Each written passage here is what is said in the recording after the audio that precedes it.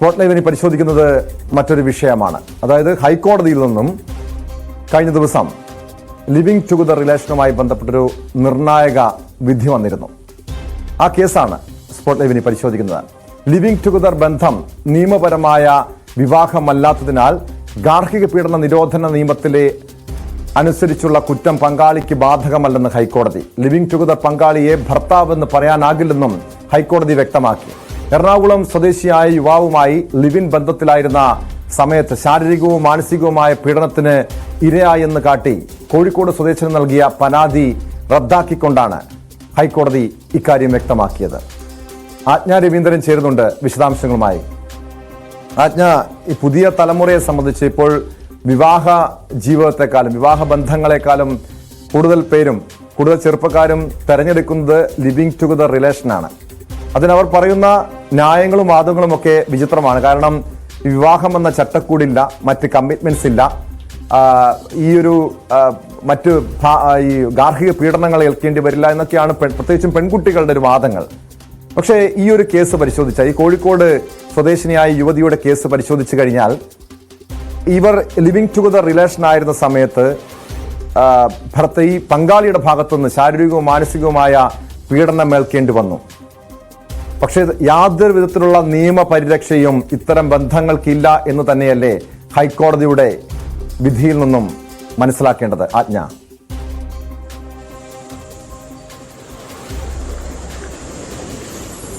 Thomas സൂചിപ്പിച്ച ശരിയാണ്.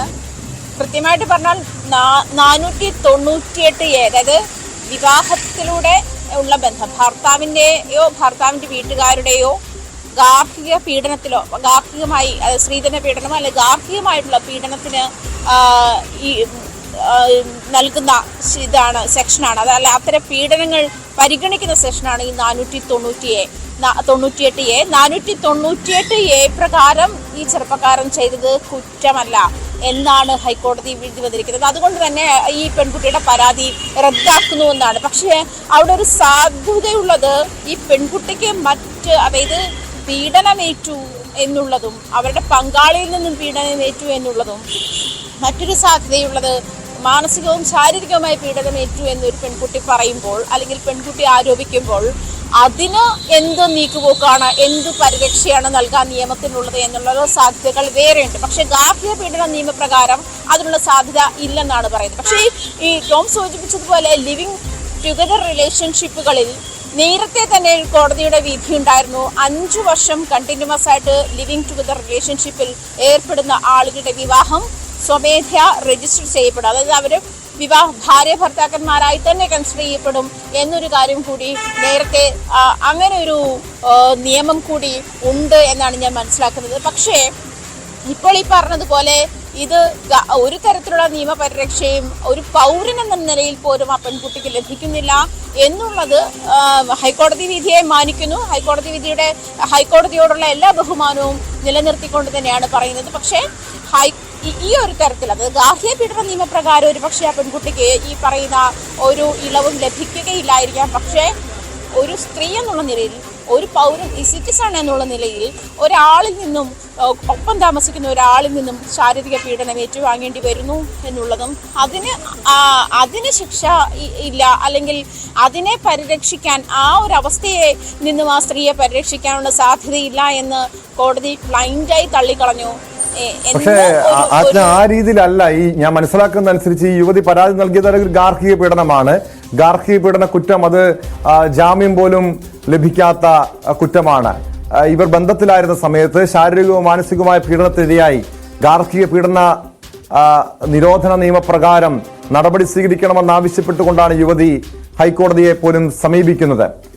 അതായത് ഭർത്താവായി ഈ പങ്കാളിയെ, ലിവിംഗ് ടുഗദർ റിലേഷനിലെ പങ്കാളിയെ ഭർത്താവായി കണക്കാക്കാൻ കഴിയില്ല എന്നാണ് ഹൈക്കോടതി വ്യക്തമാക്കുന്നത്. മറുവശത്ത് ഒരു സ്ത്രീക്ക് നേരെ ഉണ്ടായ ആക്രമണം, അതിലൊരു പക്ഷേ നടപടി ഉണ്ടാകാം. പക്ഷേ ഹൈക്കോടതി സൂചിപ്പിച്ചത് ഇത് ഈ ഗാർഹിക പീഡന നിരോധന നിയമമായി കണക്കാക്കാൻ കഴിയില്ലെന്നല്ലേ?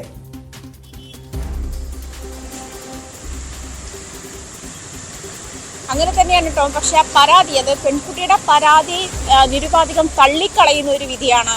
അങ്ങനെയാണ് ഹൈക്കോടതി ആ ഒരു വിധി പ്രസ്താവിച്ചിരിക്കുന്നതെന്നാണ് മനസ്സിലാക്കുന്നത്. കാരണം ഈ ഹർജിക്കാരൻ ഇത്തരത്തിൽ വാദിക്കുന്നു, താൻ അവരുടെ ഭർത്താവല്ല, ലിവിങ് ടുഗദർ റിലേഷൻഷിപ്പിലൂടെയാണ് തങ്ങൾ ഇത്രകാലം ജീവിച്ചത്, നിയമപരമായി വിവാഹം കഴിച്ചിട്ടില്ല എന്നൊരു ഇത് മാത്രമാണ്, എന്നൊരു മീൻസ് അങ്ങനെ ഒരു തെളിവാണ് ആ ഹർജിക്കാരൻ മുന്നോട്ട് വയ്ക്കുന്നത്.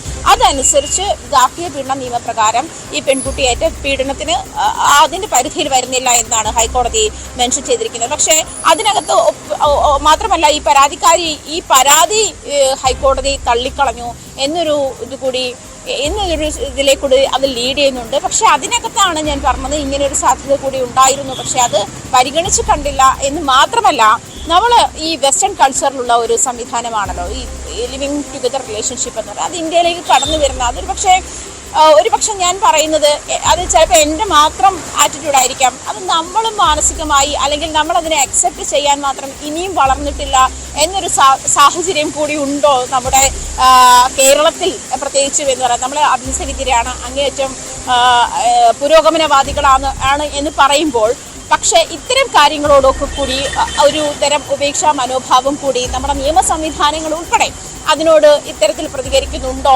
എന്നൊരു സാഹചര്യം കൂടി കണക്കിലെടുക്കേണ്ടതില്ലേ എന്നാണ് ഞാൻ ചോദിക്കുന്നത്. കാരണം ലിവിങ് റിലേഷൻഷിപ്പ് എന്ന് പറയുന്ന വെസ്റ്റേൺ കൾച്ചറാണ്. കുറച്ചു കാലമായി പരസ്പരം അറിയുന്ന രണ്ടാളുകൾ ഒരുമിച്ച് ജീവിക്കാൻ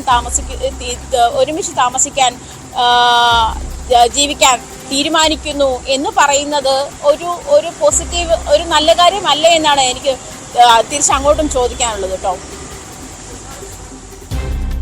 അത് തീർച്ചയായും, കാരണം അതൊക്കെ ഒരു പൗരന്റെ താല്പര്യമാണ്, തീരുമാനങ്ങളാണ്. പക്ഷേ എന്തുകൊണ്ടാണ് ഇപ്പോഴത്തെ യുവതലമുറ ലിവിങ് ടുഗദറിനെ കൂടുതലും തെരഞ്ഞെടുക്കുന്നത് ചോദിക്കുമ്പോൾ പല പെൺകുട്ടികൾ, അതായത് അടുത്തിടെ ഇതുമായി ബന്ധപ്പെട്ട് സർവേ നടത്തിയപ്പോൾ പോലും കൂടുതൽ യുവതികൾക്ക് വിവാഹം കഴിക്കാൻ താല്പര്യമില്ല എന്നായിരുന്നു ആ സർവേയുടെ റിപ്പോർട്ടുകൾ പുറത്തു വന്നപ്പോൾ മനസ്സിലാക്കാൻ കഴിഞ്ഞത്. അതിൽ അവർ പറഞ്ഞ കാര്യം, ഈ വിവാഹ ബന്ധത്തിൽ ഉണ്ടാകുന്ന പ്രശ്നങ്ങൾ, ഗാർഹിക പീഡനങ്ങൾ, സ്ത്രീധനം, മറ്റ് രീതിയിലുള്ള കെട്ടുപാടുകളൊക്കെ സ്ത്രീക്കാണ് പ്രശ്നമുണ്ടാക്കുന്നത്, സ്ത്രീയെ മാത്രമാണ് ബാധിക്കുന്നതെന്നാണ്.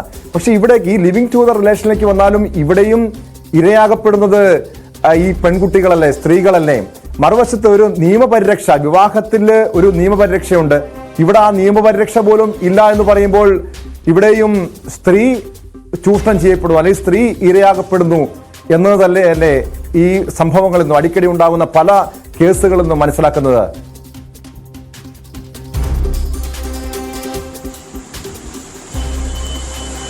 അത് എൻ്റെ അറിവിൽ ടോമ, എനിക്ക് ഈ ലിവിങ് ടുഗദർ റിലേഷൻഷിപ്പിനോട് അത്ര സപ്പോർട്ട് ചെയ്യുന്ന ആളൊന്നും അല്ല ഞാൻ. പക്ഷേ രണ്ടുപേർ തമ്മിൽ ഒന്നിച്ച് ജീവിക്കാൻ തീരുമാനിച്ചാൽ ഈ പറയുന്ന ടോം ഇപ്പോൾ സൂചിപ്പിച്ചതുപോലെയുള്ള പല പ്രശ്നങ്ങളും ഉണ്ടാകില്ല എന്നൊരു നിരീക്ഷണം കൂടി ഉണ്ടാകും. പക്ഷേ എനിക്കറിയാവുന്ന പല ലിവിങ് റിലേഷൻഷിപ്പുകളും അങ്ങേയറ്റം ഫ്ലോപ്പായി പോയിട്ടുള്ള സാഹചര്യമാണ് എനിക്ക് കാണാൻ, അല്ലെങ്കിൽ എൻ്റെ കൺമുൻപിൽ ഉണ്ടായിട്ടുള്ള സാഹചര്യങ്ങൾ അതൊക്കെ തന്നെ. പക്ഷെ അത്തരം സാഹചര്യങ്ങൾ പലതും വിവാഹ ബന്ധത്തിലൂടെ വന്നിട്ടുള്ള ബന്ധങ്ങളിലും ഉണ്ടായിട്ടുണ്ട്. ഈ മാട്രിമോണിയലിലൂടെ പരിചയപ്പെട്ട് ഒരു ദിവസം മാത്രം അല്ലെങ്കിൽ ഫോട്ടോ മാത്രം കണ്ട് അവരുടെ ജീവിത പശ്ചാത്തലം മനസ്സിലാക്കി വിവാഹം കഴിക്കുന്നതിനേക്കാൾ നല്ലതാണ് ഇത്തരത്തിൽ ലിവിങ് റിലേഷൻഷിപ്പിലേക്ക് പോകുന്നതെന്നുള്ളതാണ് കൂടുതൽ യുവതലമുറയുടെ ഒരു ഓപ്ഷൻ. പക്ഷെ ഈ പറയുന്നത് പോലെ ഈ ഗാർഹിക പീഡനം പോലെയോ അല്ലെങ്കിൽ മറ്റു കൂടെ ഒപ്പമുള്ള ആളെ മാനസികമായും ശാരീരികമായും പീഡിപ്പിക്കാനുള്ള ലൈസൻസ് ആണ് അത് എല്ലാത്തരം ബന്ധങ്ങളിലും ആ ഒരു പ്രവണത ഉണ്ടാകുന്നുണ്ട്. ശരിക്കും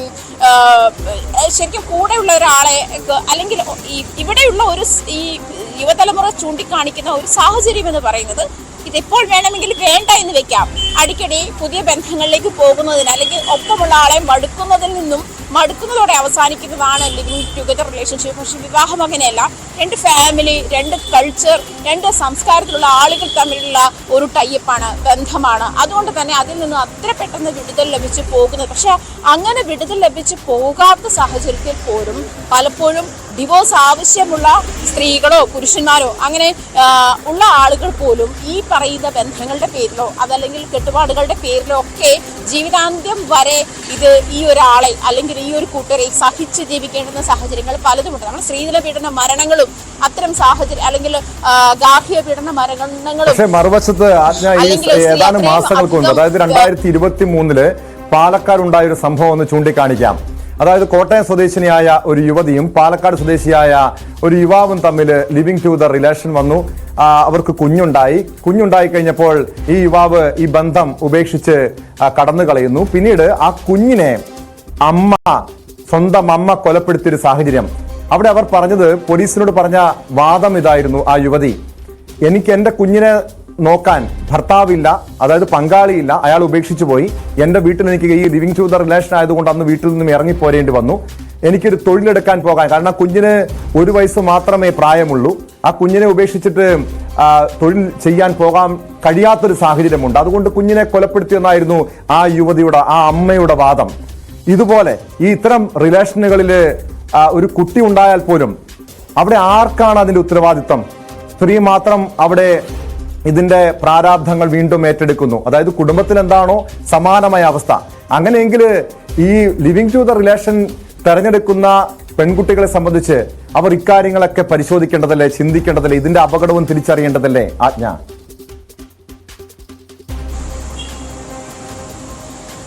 തീർച്ചയായിട്ടുമാണ് കേട്ടോ. കാരണം ഇതിൽ പരസ്പരം ഉത്തരവാദിത്തങ്ങൾ ഏറ്റെടുക്കുന്ന 2 പേർ, അതായത് എന്തുണ്ടായാലും പരസ്പരം ഷെയർ ചെയ്യണം, പരസ്പരം മനസ്സിലാക്കണം എന്നുള്ള ഒരു ബോണ്ടോട് കൂടിയിട്ടാണ് പലപ്പോഴും ഇത്തരം റിലേഷൻഷിപ്പുകൾ തുടരുന്നത് തന്നെ. പക്ഷേ ഇത് ടോമി ഇപ്പോൾ സൂചിപ്പിച്ചതുപോലെ ഒരു കുട്ടിയായി കഴിഞ്ഞാൽ, അതല്ലെങ്കിൽ അത്തരം ഉത്തരവാദിത്തങ്ങളോ ബാധ്യതകളോ വന്നു കഴിഞ്ഞാൽ പിന്നെ അത് ആരത് മീറ്റ് ചെയ്യും എന്നുള്ള ചോദ്യമൊക്കെ ബാക്കിയാകുന്നുണ്ട്. പക്ഷെ ഇവിടെയും ഈ കാര്യങ്ങളൊക്കെ ഉണ്ടാകുന്നത് 2 പേര് തമ്മിലുള്ള പരസ്പര ധാരണയിൽ തന്നെയാണ്. അത് തന്നെയാണ് വിവാഹബന്ധത്തിലും സംഭവിക്കുന്നത്. പലപ്പോഴും പല വിവാഹബന്ധത്തിലും നമ്മുടെ കുഞ്ഞുങ്ങളെ സ്ത്രീകൾ മാത്രം നോക്കേണ്ടുന്ന സാഹചര്യം ഉണ്ടായിട്ടുണ്ട്. ഈവൻ ജോലിക്ക് പോകുന്ന സ്ത്രീകളാണെങ്കിൽ പോലും ജോലിക്ക് പോയ ശേഷം തിരിച്ചു വന്ന് അവർ കുഞ്ഞുങ്ങളുടെ കാര്യം കൂടി, പഠിപ്പായാലും അല്ലെങ്കിൽ അവരുടെ ഭക്ഷണമായാലും മറ്റു കാര്യങ്ങൾ കൂടി സ്ത്രീകൾ തന്നെ നോക്കേണ്ടുന്ന അങ്ങനത്തെ സാഹചര്യങ്ങളുമുണ്ട്. പക്ഷേ ഇതൊന്നും അത് ഈ വിവാഹ ബന്ധത്തിലായാലും ലിവിംഗ് ടുഗദർ റിലേഷൻഷിപ്പിലായാലും എന്ത് തരം ഉള്ള 2 പേർ തമ്മിലുള്ള എന്ത് തരം ബോണ്ടായാലും ഇത്തരം ബന്ധത്തിൽ കമ്പാനിയൻഷിപ്പ് എന്ന് പറയുന്നത് അങ്ങേയറ്റം പ്രാധാന്യമുള്ള ഒരു കാര്യം തന്നെയാണ്. അവിടെയാണ് ഈ പെൺകുട്ടി, ഇപ്പോൾ നമ്മൾ സൂചിപ്പിച്ച ഈ പെൺകുട്ടി മർദ്ദനത്തിനിരയാകുമ്പോൾ അതിനെ ഏത് തരത്തിൽ പരിരക്ഷിക്കാം എന്നൊരു സാധ്യത ഉണ്ടാകേണ്ട നിയമ സംവിധാനമാണ്. കാരണം ലിവിംഗ് റിലേഷൻഷിപ്പ് നമ്മുടെ സംവിധാനങ്ങൾ അനുവദിക്കാത്തതൊന്നല്ല.